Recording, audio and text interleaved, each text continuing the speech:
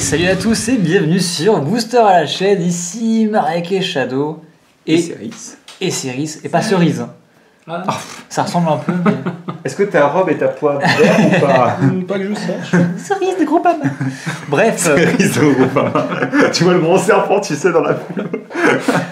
Donc troisième partie de display complet. Et puis si vous n'avez pas vu la seconde partie, je vous conseille fortement d'aller la voir ici là. Non mais ça sera la première déjà qui sera linkée. Mais regardez quand même la seconde, pas s'il vous vu plaît. Les parties précédentes, allez voir. Ça, donc, si vous avez la flemme de voir la partie 1 parce qu'elle dure 1 heure, allez voir quand même la 2 parce qu'il y a vraiment une très grosse surprise. Et voilà, donc écoutez, oui, mais c'est même pas cadré donc ça sert à rien que c'est fait ça. Bref, la troisième partie, donc 9 boosters. Donc encore une fois, on va passer très vite du coup sur les communes et les Unco qu'on a déjà vu. Allez voir la partie 1 si vous voulez vraiment plus de détails, même si elle est un peu longue. Ça, je peux vous assurer que vous allez en avoir des détails. Ah bah oui. Et écoutez, c'est parti alors. Je vais commencer. Ah bah vas-y, commence. Et puis ensuite, je me pousserai comme ça, tu pourras en faire quelques-uns aussi.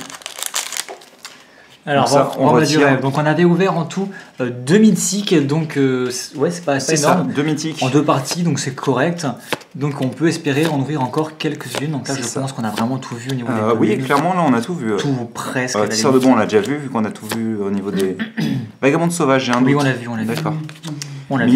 Ministre des enquêtes, en effet. On l'a vu. Oui, en effet. Ça, on l'a pas vu. Ah non. Colonie de fret. La colonie de fret ne peut pas bloquer. Au début de votre entretien, mettez un marqueur +1/+1 sur la colonie de fret et vous perdez un point de vie. Donc vous n'avez pas le choix. Vous la faites grandir, par contre, vous perdez de la vie. C'est donc, ça. En gros, elle grossit à vos dépens, quoi, en fait. C'est ça. Donc une créature qui se booste à chaque tour, c'est plutôt cool. C'est ça. Donc la première rare, ce sera une mythique. Oh yes. L'ange de l'inventivité. Donc c'est sûrement celle qu'on voit à ce niveau-là. Absolument. Et tu me disais que tu voulais la piocher justement, il me semble. Bah oui, pour l'avoir après, elle est pas non plus.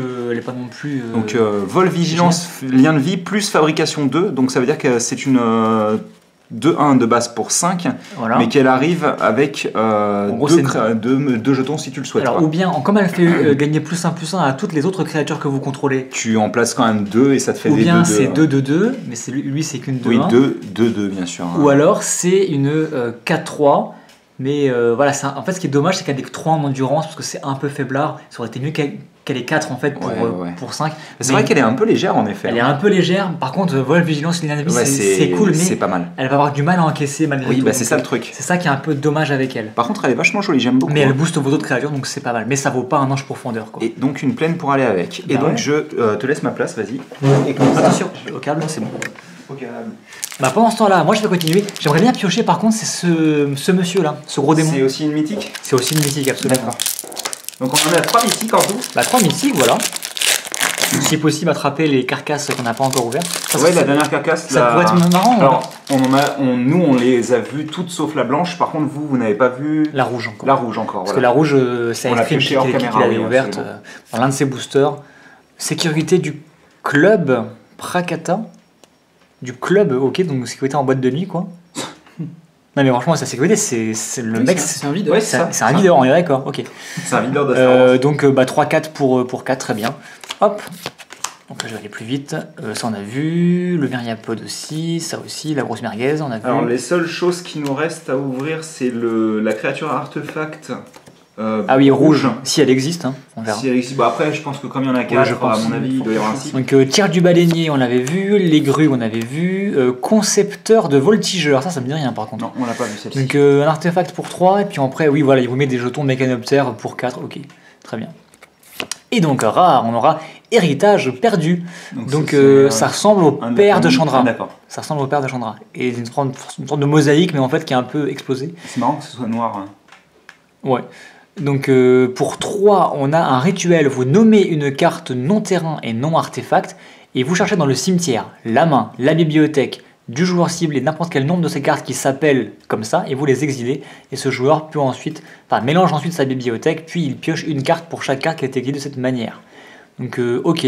Donc en fait vous allez, admettons tu cites Chandra, la nouvelle Chandra, et tu vas chercher dans sa main, son cimetière, son deck, et tu les dégages toutes. Par contre en contrepartie, pour chaque carte qui a été dégagée de cette manière, il peut piocher une carte Voilà, pour... En même temps, de toute manière, c'est 4 au maximum dans tous les cas. C'est ça. Il faut piocher au maximum 4 cartes. C'est ça, absolument. Et elle coûte cher à mettre en place 3, c'est pas énorme. Donc il y a d'autres cartes qui font des effets similaires et qui sont mieux et beaucoup moins chères, donc on va passer rapidement dessus, mais pourquoi pas.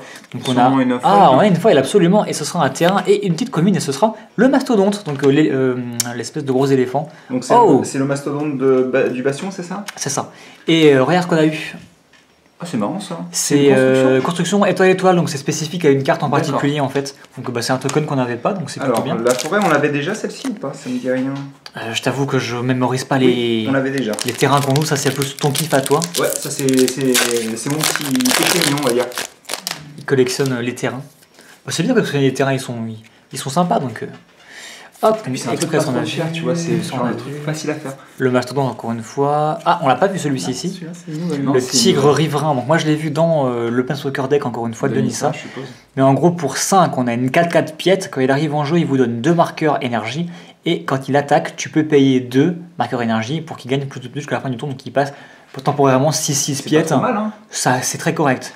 Et il faut combien pour la jouer? Il faut 5. Bon, ça il faut 5. C'est correct. C'est correct. Et c'est un chat. Donc lui on l'avait déjà ouvert. Lui aussi, non? Lui aussi, vous l'aviez ouvert pendant que j'étais en train de perdre mon pantalon dans la partie 2. Donc aviateur expérimental, donc pour 5 on a une 0,3 vol et quand il arrive en jeu vous mettez 2 petits jetons mécanoptères volants quoi. Donc pour 5 vous avez une 0,3 et 2 1-1 et tout vol, donc ça fait plein de bloqueurs volants. C'est plutôt correct. Le garde de la foire, pour 3 une 1-3, ah c'est encore un 1. Quand il arrive sur le champ de bataille, vous exilez une créature ciblée qu'un adversaire contrôle jusqu'à ce que le garde quitte le champ de bataille, c'est classique. Oui, vous venez avec moi. Pour le coup, c'est vraiment. Vous venez avec moi. Voilà, c'est ça. Enfin, non, c'est plutôt vous allez là-bas pendant que moi je suis là en fait. Ouais, en quelque sorte, c'est ça. Le familier qu'on avait déjà ouvert, et rare, on aura droit au marteleur électrostatique qui est assez stylé, je trouve, au niveau de l'illustration en tout cas. Donc pour 3, on a une 1-1 quand il arrive en jeu, 3 marqueurs énergie, et vous pouvez payer 3 à tout moment pour qu'il gagne plus X que la fin du tour, X étant sa force. Donc en gros, si tu fais ça plusieurs fois, il passe 2-2, puis 4-4, puis 8-8, 16-16, 32, etc. Et puis en plus, l'artwork est joli. Donc, il est très joli. Donc en fait, ça sera vraiment efficace s'il a été boosté un peu, je pense, avant. Parce que sinon, c'est moyennement intéressant. C'est lent, quoi. C'est lent à se lancer, quoi. Et c'est jusqu'à la fin du tour en plus, donc ça va coûter beaucoup d'énergie. Je sais pas si c'est vraiment viable, pourquoi pas. En tout cas, c'est fun et l'illustration est cool. Merci. Tiens. Ah, bah celle-ci, on l'avait pas normalement. En même temps, on a pioché qu'une seule île pour le moment. Ah oui? Ouais, on avait pioché qu'une seule île. Il y en a 5 de chaque, je crois, des terrains. Bah, je suis pas sûr pour le coup. Hein. Bah, regarde les numéros. Bah, là, ça commence à 250. Ça commence à 253. 253 à 256. Non, il y a sûrement 3 terrains par. 3 seulement? 3 ou 4. 4, je dirais plutôt. Alors, ça, on avait déjà ouvert. Ça aussi. Ah, c'est une nouvelle. Ouh, un véhicule 17. Donc, pour 6. Ah, il est cool. Il est cool, ouais. Il ne peut pas être bloqué par des créatures qui ont une force inférieure ou égale à 2. Donc tous les petits bloqueurs ils vont se faire voir. Et pilotage 5, et c'est une grosse 17. Donc il n'a pas le piétinement, mais par contre... c'est le Scopio V7 ou un... C'est le Scopio... Je sais plus comment il s'appelle là. V4 ou V2 non, bah V4 peut-être pour les 4 pattes, mais... Je sais pas. Enfin en tous les cas, oui, c'est je sais plus, j'ai un gros trou. Et donc derrière la rare, on avait... Ah, c'était déjà une incommune? Bah purée. Ouais, c'est la commune. On a vu... on n'a pas vu, on a vu vite fait. Module d'animation, on l'avait déjà vu celui-là ou pas? Non. Non, donc qui coûte seulement 1, ça c'est cool. Et à chaque fois qu'au moins un marqueur +1/+1 est mis sur un permanent que vous contrôlez, vous pouvez payer un petit mana. Et si vous faites ça, vous mettez un jeton artefact en jeu. Un jeton 1-1, c'est ça? Ouais, c'est ça. D'accord. Donc ça peut être pas mal. Mais on avait déjà obtenu une carte de ce style, hein. Donc il doit y avoir oui, mais qui faisait l'autre l'effet inverse. Et donc pour 3, vous pouvez l'engager, choisir un marqueur sur un permanent ou un joueur, et vous donner à ce permanent ou à ce joueur un autre marqueur de ce type. Donc vous pouvez aller en gros ajouter une nouvelle énergie, ou un marqueur +1/+1, ou un marqueur charge, ou un marqueur poison, ou un marqueur expérience.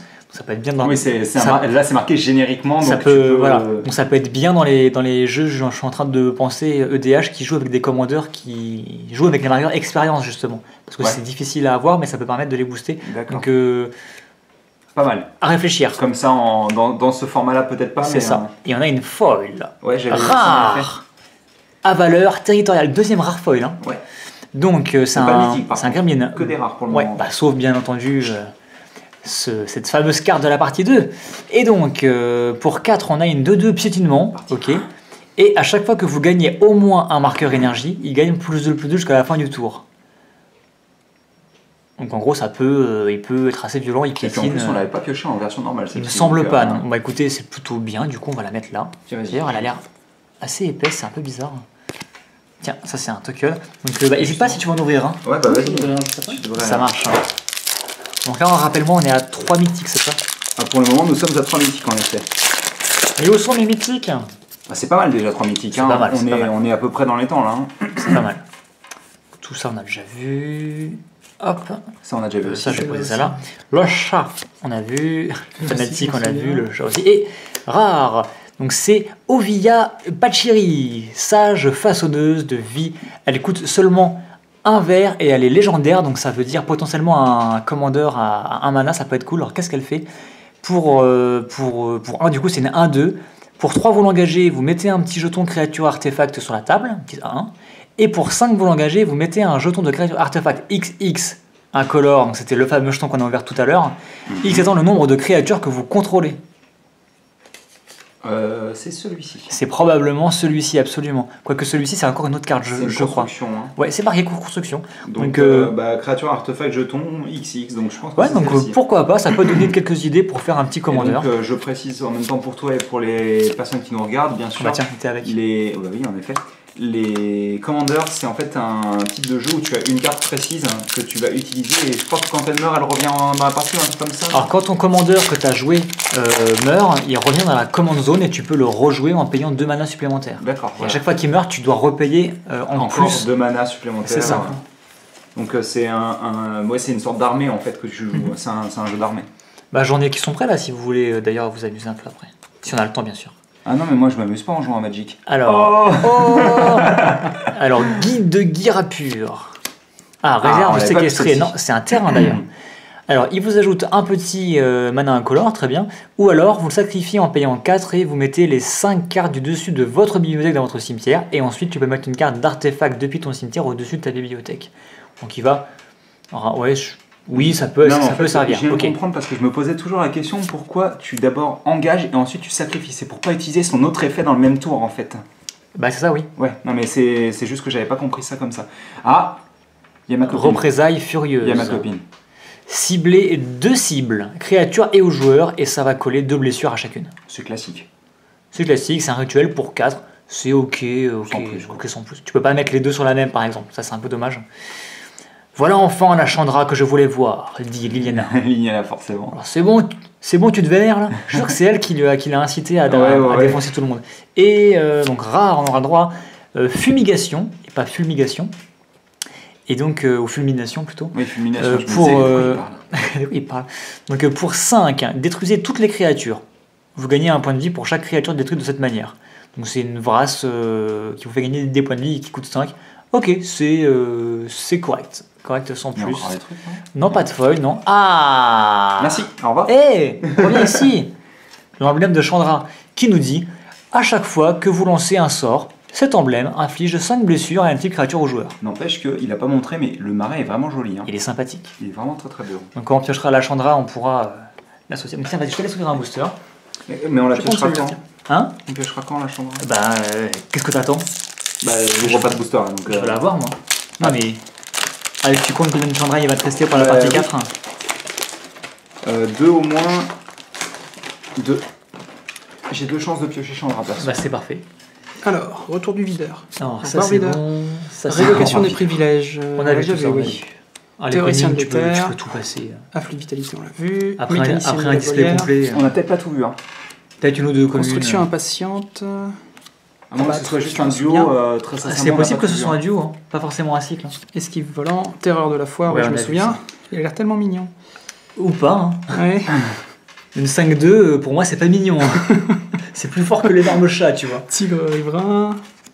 Habile négociation. Ah, elle me dit rien, celle-là. Non. Vous échangez le contrôle d'un artefact ciblé que vous contrôlez avec le type d'un artefact ciblé ou d'une créature ciblée que vous ne contrôlez pas. Donc là, il faut refiler un artefact. C'est toi qui choisis par contre. Ouais, tu lui fais un artefact dont il peut pas se servir et puis un. Oui, au cheval de 3. Oui, cheval de 3, c'est un artefact. Donc, non seulement tu prends le contrôle, mais en plus tu lui fais un truc qui est vachement bien. Le cheval de 3, c'est un artefact qui en gros va aller mettre un jeton chez l'adversaire à chaque tour. Donc en gros, si tu le files à l'adversaire, il met des jetons chez toi. Ah, d'accord. Voilà, donc c'est ça l'intérêt. Pas mal. Donc pourquoi pas. On a un coup en plus, donc c'est plutôt cool. Surveillance du consulat, celle-là non plus, je m'en souviens pas. Non, on l'a pas vu. Parce qu'il arrive en jeu, vous gagnez 4 énergies et tu peux payer 2 énergies pour prévenir toutes les blessures qui devraient être infligées ce tour-ci par une source de votre choix. Donc tu peux. C'est pas mal. Donc si tu veux te protéger d'un breton, ça peut être pratique. Ça peut être cool en effet. C'est typiquement une carte blanche. Hein. Ouais, le piétineur, on l'a déjà vu tout à l'heure. Qui piétine pas en plus, c'est un peu chaud, mais c'est un piétineur qui ne piétine pas. Vrai. Oh. Alors, Panharmonicus. Panharmonicus, très bien.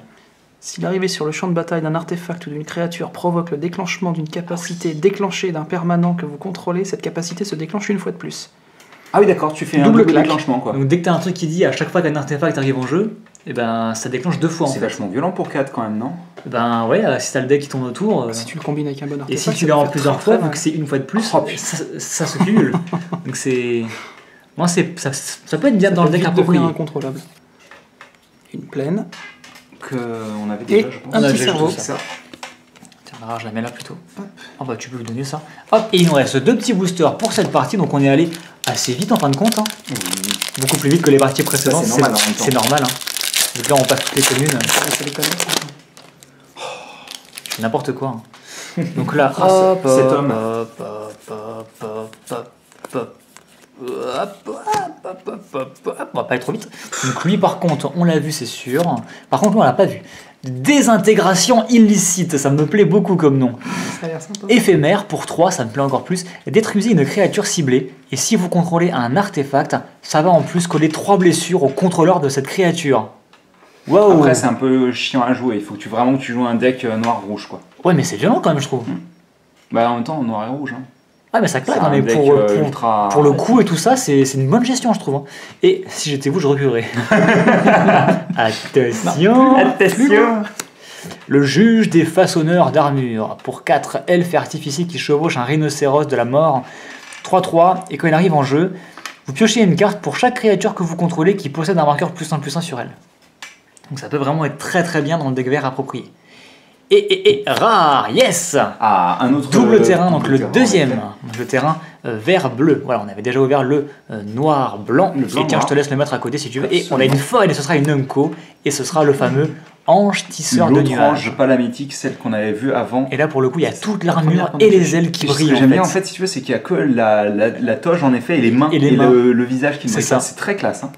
C'est un peu flippant, mais ils sont doués pour vraiment les rendre corrects. Ah ouais, c'est clair. Et dernier booster de cette 3e partie. Donc on a ouvert des mythiques à cette partie. On a ouvert une mythique, c'était l'ange. Ah ça oui, en tout début, en effet. Donc ce ne sera pas une partie vide quoi qu'il en soit. Ah non. Hop, hop. Non, c'est pas lui qui te manquait? Surveillance de vide foudre. Bah si, c'est ça. C'est la rouge. Hein. Ouais. Bah on a complété. Donc en gros c'est un petit lézard qui est très joli encore une fois et qui pour un rouge en fait il va acquérir la menace jusqu'à la fin du tour. Voilà donc c'est la carte qui servait à compléter c'est dommage le cycle. Regardez, on avait un cycle mais moi je pensais que ça allait faire 1, 2, 3, 4, 5 et non c'est 2, 3, 3, 4, 5. Ah oui d'accord. Il est joli par contre. Hein. Il est sympa. Hein. On dirait une sorte de petite salamandre là. C'est ça. Donc ça on connaît. Alors lui air de l'innovation ça me dit rien. Hein. Donc pour 2 enchantements à chaque fois qu'un artefact ou un artificier arrive en jeu sous votre contrôle tu peux payer un incolore et si tu fais ainsi tu gagnes 2 énergies. Donc tu convertis en gros ton mana en énergie. Et à tout moment tu peux payer 5 énergies pour piocher 3 cartes. Oh c'est plutôt cool ça. Ouais ça peut être pratique. Dans un deck, qui est basé sur les énergies. Le garde-bouclier du consul, il est très moche. Pour 4 on a une 3-4, quand il arrive en jeu vous gagnez 2 énergies. Il a pas l'air content de ce que tu lui dis là. C'est pas lui qui est moche, c'est lui je suppose. Le garde-bouclier, c'est lui. Oui, c'est ce que je dis, il a pas l'air content, regarde la tronche qu'il fait. Ah oui, non, il est pas content. Et à chaque fois que lui, il attaque, tu peux payer une énergie, et si tu fais ça, une autre créature acquiert l'indestructible que la fin du tour. Il va protéger la garde, ouais, c'est pratique. Hein. C'est ça. Pas mal. Ça peut être pas mal. Ça, on a vu. Ouais. Et rare, et ce sera Pianala. Ah, bah ça fait plaisir. Donc oui, pour préciser, les créatures légendaires sont toujours des créatures dont le nom est cité. Oui, parce que c'est censé être des personnages uniques en fait. D'où le côté. Dans le même deck, hein. D'où le côté légendaire. Non, dans le même deck tu peux, mais pas sur la table en même temps. Tu ne peux pas. Oui, j'aurais dû. Alors, il y avait une carte qui est sortie en Terros, il me semble, qui s'appelait Pia et Kiran Nahlar. C'était en fait. Les parents. Alors je sais pas si c'est les parents, mais en tout cas c'était des parents de Chandra, quoi qu'il en soit, mais en une seule carte il y avait Pia et Kiran. En une carte. Et on avait déjà parlé de ça, je crois. Possiblement, en fait, ils se sont exilés sur Terros, je suppose, pour se protéger, quoi que ce soit. Bref, et donc là, on a Pia toute seule. Qu'est-ce qu'elle nous dit? Pour 3, on a une 2-2. Quand elle arrive en jeu, vous mettez un petit jeton artefact mécanoptère volant sur le champ de bataille. À tout moment, vous pouvez payer 2 pour booster de 1 la créature artefact ciblée. Et vous pouvez ensuite payer un incolore, sacrifier un artefact pour empêcher une créature de bloquer ce tour-ci. Donc une petite carte bien sympa avec plein de petits effets. Je ne sais pas si ce serait viable en tant que patron de deck commander, mais en tout cas, elle est très jolie d'illustration et une bonne petite carte bien sympathique. Ça fonctionne bien. Une forêt qu'on avait déjà ouvert, j'en suis sûr, je m'en rappelle. Et voilà. Et elle porte dans la main encore les espèces de lunettes qui portent tous les... Ouais, les lunettes de pyromancien en fait, qu'on a vu dans Magic Origins. Ah non, Pia et Kiran, c'était pas Terros, c'était dans Magic Origins. Je crois. Bah, je l'ai pas pioché en tous les cas. Parce que Magic Origins, les origines, oui, bien sûr. D'où les origines de Chandra, d'où un peu de Kaladesh, quoi. Oui, bah ici, voilà. Non, mais non, parce qu'il y a quand même la mythique. De toute manière, on a terminé cette partie, donc on a ouvert 3 foils, dont une rare. On a l'ange qu'on a ouvert ici en mythique, donc c'est la 3e mythique de la boîte. Encore une fois, si on compte pas notre mythique surprise, on a ouvert tout ça en rare. Voilà. C'est pas une mythique la surprise. Donc, écoutez, j'espère que ça vous a plu encore une fois. La partie a duré que 20 minutes. On va essayer de faire encore plus. Ça, c'est ce qu'on a pioché de mieux, c'est les terrains. C'est les terrains. On va essayer de faire encore plus rapidement pour la dernière partie. Bah écoutez, à tout de suite pour la dernière partie. Enfin, la fin de ce display. Allez, à tout de suite. À plus. À tout de suite.